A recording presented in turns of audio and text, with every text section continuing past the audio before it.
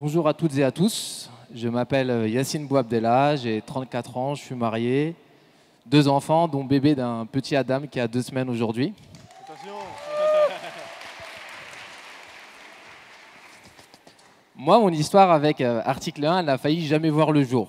C'est bizarre, mais quelques années avant la rencontre avec l'association, je m'étais prédestiné à devenir plombier, électricien, tellement nos professeurs ils avaient des bons conseils et c'était des bons voyants.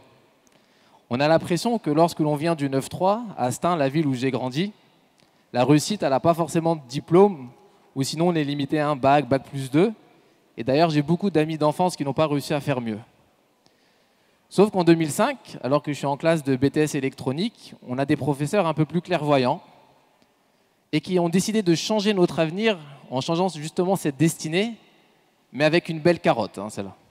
C'est simple, si vous imaginez un âne, pour qu'il avance, il a une carotte devant lui. Si la carotte, c'est article 1, l'âne, c'était moi. Et pour avancer, ce n'était pas facile. Parce qu'il fallait faire une classe préparatoire ATS, adaptation de technicien supérieur, faire une école d'ingénieur, un bac plus 5 dans le domaine des télécoms, et moi, je n'étais pas prêt. En contrepartie, pour que la carotte elle soit meilleure un peu à digérer, on nous donnait une bourse de 1 500 € l'année et un tuteur qui va nous accompagner pour essayer un peu de nous ouvrir notre esprit qui était un peu trop formaté par les dires de nos professeurs de collège et de lycée. Il fallait également venir des zones ZEP, des zones ZUS, être boursier. Bon, moi qui venais de Stein, échelon 5 à la bourse, je pense qu'on ne pouvait pas faire mieux de toute façon. Et cette complémentarité avec mon tuteur, elle va durer 4 années. 4 années où dans ma tête, un ingénieur, face à moi qui était plutôt un jeune de cité, ça ne pouvait pas marcher et finalement, ça va durer 4 ans ce binôme. Et durant ces 4 années, et grâce à toutes les actions menées par article 1, je suis devenu ingénieur en 2009. Jusqu'ici, je pensais avoir fait le plus dur, mais finalement, je n'ai pas trouvé du travail tout de suite. Il m'a fallu 2 mois. J'ai passé une vingtaine d'entretiens. J'ai fait toutes les SS2I, Alten, Altran, Niji, toutes celles qu'on peut connaître, pour finalement commencer intérimaire à l'APEC, l'Agence pour l'emploi des cadres. Parce qu'il faut savoir qu'en 2009, on sort de la crise de 2008 et il n'y avait pas forcément de travail à ce moment-là.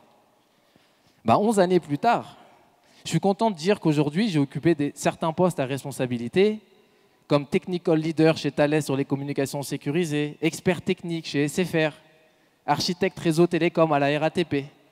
Et également, à mon tour, je suis devenu tuteur et j'ai pu accompagner des jeunes qui, comme moi, pensaient que de devenir ingénieur ou avoir ces métiers à responsabilité, ce n'était pas fait pour eux. J'ai en tête l'image d'un jeune Widens que j'accompagnais en classe préparatoire ATS. Il était dans le même lycée que moi. Il est arrivé 2e au concours national. Il a été diplômé Télécom Sud Paris et aujourd'hui il travaille à Cambridge en Angleterre dans les studios de Konami. Le message qu'il faut passer à travers tout ça, c'est que je ne regrette pas ces années de galère.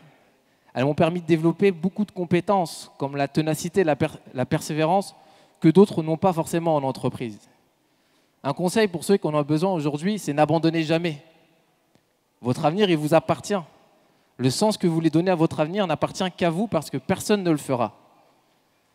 Moi aussi, j'ai pu galérer par le passé, comme vous peut-être aujourd'hui. Moi aussi, j'ai eu peur de l'avenir comme certains aujourd'hui. Mais n'oubliez jamais, c'est que votre différence est votre force et que nous, on est là pour vous.